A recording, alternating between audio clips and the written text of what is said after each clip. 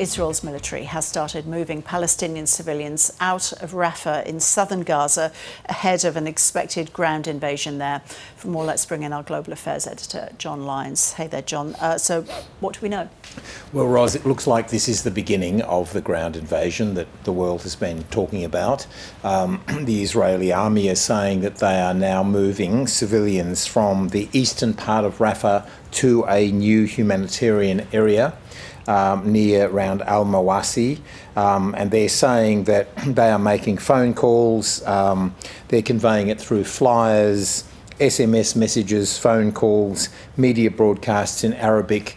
They're warning Palestinians to leave Rafah, and of course Palestinians in Gaza have moved from the north and the centre of Gaza down into Rafah to get away from the fighting. This was always the big sort of final end game in terms of Israel, they are saying that there are battalions still of Hamas still left inside Rafah, but even the United States, Antony Blinken and President Biden have warned that going into Rafah could be a humanitarian catastrophe. President Biden insisted that the Israelis shouldn't do it unless they had a clear, credible plan to move Palestinians. And it seems to me this is a response. Overnight, the Hamas fired rockets at near the Kerem Shalom crossing between Israel and Gaza, and they killed 3 Israeli soldiers, which is rare.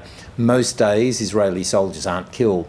Killing 3 was obviously a blow to Israel and indicated that Hamas still has firepower. And I think that has triggered, in my assessment, that's triggered Israel to decide to do this. Now, Washington will be extremely nervous about this. This could end up being with 1.6 million or so, 1.6 million people crowded into that area.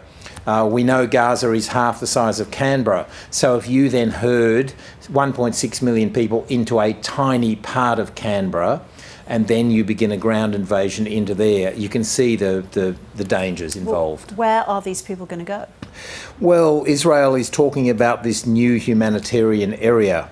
I think by that they mean down near the beach. The eastern, they're moving them from eastern Rafah. I think they want them to go down towards the beach where we've seen a lot of tents and a lot of sort of pop-up accommodation.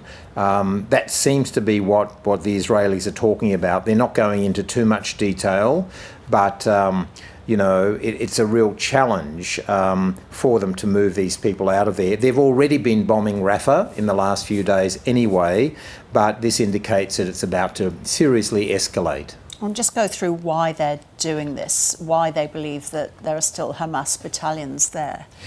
Well, the Israeli army is saying that they have disabled or destroyed the majority of Hamas's battalions. Hamas not being a traditional army, it's very difficult to know this battalion or that battalion because often they're dressed as civilians anyway, so it's difficult to actually know who are Hamas fighters and who are not. But the Israelis are saying that now the remaining strongholds of Hamas are in Rafah, and that they're saying it's important to go in, whereas much of the rest of the world, of course, has been saying, listen, Gaza's essentially destroyed. Most of Gaza now is damaged or destroyed. There's not much left standing. And I think the United States is essentially saying that you've really broken the back of Gaza, and if you break the back of Gaza, you largely break the back of Hamas. A lot of Hamas fighters have been killed, a lot more civilians have been killed. The ratio has been, something like 1 to 4 civilians or 5 civilians to every 1 Hamas fighter. We've now seen they estimate about 32,000 or 30,000 civilians killed. Hamas is said to have a fighting force of between 30 and 40,000, and according to Israeli figures, about half to 2/3 of those they say have been destroyed, which would mean, if you go on their figures, there's probably another 10,000 Hamas fighters still operational.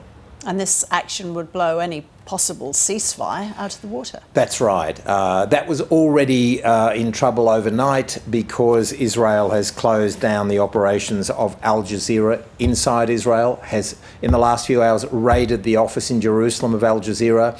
Al Jazeera, of course, is essentially a state broadcaster of Qatar. and the Qataris are crucial in terms of mediating any peace agreement. So already the Qataris and the Egyptians would have been very unhappy with the closing down of Al Jazeera. So that didn't help.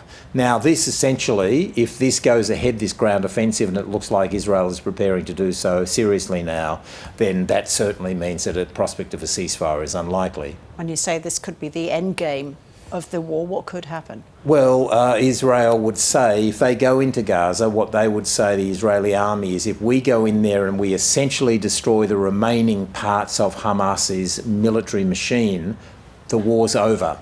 The problem with that, of course, is that the commander of Hamas in Gaza, Yahya Sinwar, is still somewhere in Gaza, probably in a tunnel or somewhere. Very difficult for them to claim victory while the leader who planned the October 7 atrocities is still on the loose.